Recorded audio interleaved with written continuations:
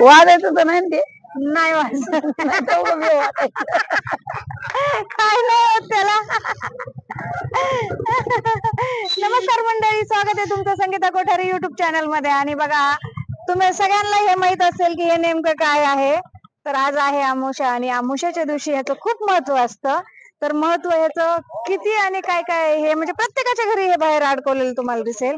कारण अशी मान्यता आहे की कव्हळ जर आपण असं दाराच्या वरती लावलं तर आपल्या घराला नजर लागत नाही किंवा निगेटिव्हिटी आपल्या घरामध्ये येत नाही.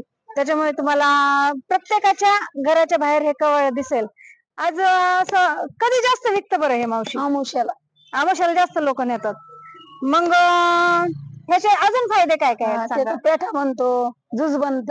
पेठा तर खूप प्रसिद्ध आहे ह्याचा पेठा. हा, पेठा आहे, ज्यूस बनते, परत त्याचं ते हे होत आहे, शिरा बनतो. मारवाडीचे लोक शिरा खातात ना ते. अच्छा, असं काय नाही, मारवाड सगळ्यालाच चालत असं नुसतं मारवाड्याची जास्त खाते, आपले लोक खात नाहीत. अच्छा, आपले लोक काय म्हणते, नको पाहिजे त्याचं पांढरे खातात. शिराचे प्रकार जास्त खातात आम्ही. मुगाच्या शिऱ्यासारखं स्वीट जास्त लागतं, त्याच्यामुळे ते कोणत्याही पदार्थाचा शिरा आहे. पण ह्याचं असं आहे की पौष्टिक खूप आहे. पेठा बनवायला किंवा स्वीट्स ह्याचे चांगले होतात. तो खायचा एक भाग राहिला. लोक वेट लॉस साठी पण ह्याचं ज्यूस जास्त प्यायला लागलेत. पण ह्याच्यामुळेच ह्याची विक्री जास्त आहे. तर आमुषाला हे जास्त करून कशासाठी नेतात? ते लटकायसाठी, दाराच्या वरती लटकवण्यासाठी, बांधायसाठी. आमुष्याला सोमवती आमुष्या आहे. हा, सोमवती आमुष्या आहे. त्याच्यावर आम्ही पण नेलं दुपारी बांधायला.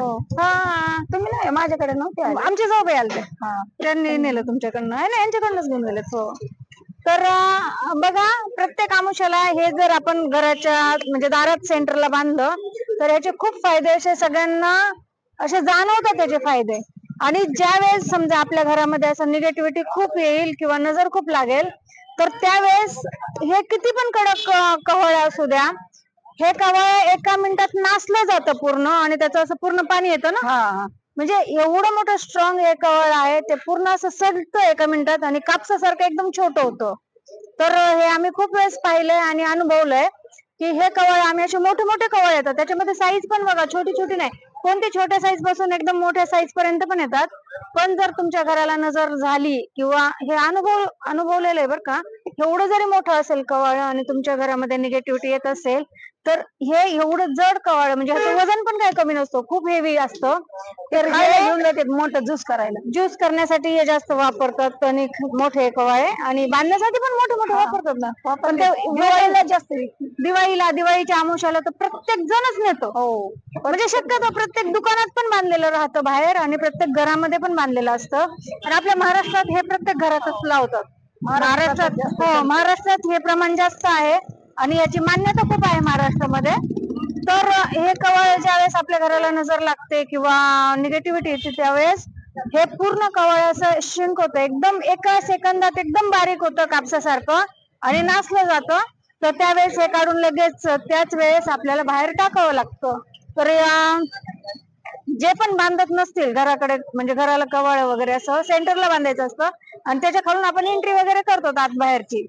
तर ज्यांना कुणाला आपल्या घरात याचा अनुभव घ्यायचा असेल त्यांनी एकदा हे कवळ जरूर बांधून बघा. ह्याला स्वास्तिक काढायचं एक छोटस लावण्याच्या आधी, आणि नंतर आपल्या घराच्या वर एक जाळी भेटते ह्याच्यात ठेवायला, आणि ती अशी अडकवायची. तर बघा, तुम्हाला खूप पॉवरफुल रिझल्ट येईल याचा, आणि एकदा करून पहा. आणि तुम्हाला काय अनुभव येतोय आमच्या चॅनलला नक्की सांगा, कमेंट्स मध्ये सांगा. आणि आमच्या चॅनलला लाईक, शेअर, सबस्क्राईब करा. आता ह्या मावशीला बघूयात, कारण मी यांना खूप वर्षापासून पाहते, इथे भाजी वगैरे विकताय आणि खूप क्वालिटेड भाजीपाला असतो यांच्याकडे. तर तुमचं नाव सांगा. संजीवनी भीमराव दुधाळ. बघा, मी मुद्दाम त्यांना नाव सांगायला सांगितलं कारण तुम्हाला पण माहित पाहिजे. संजीवनी भीमराव दुधाळ या आहेत आणि खूप कष्टाळू आहेत या, आणि आमची ओळख पण खूप वर्षापासूनची आहे. तर यांच्या माध्यमाने मी आज तुम्हाला सगळ्या कवळ्याची माहिती दिली. तर अशीच अजून माहिती तुम्हाला आमच्या चॅनलवर भेटत जाईल. तर अशा नवनवीन माहितीसाठी आमच्या चॅनलला लाईक, शेअर, सबस्क्राईब करा. Okay, bye.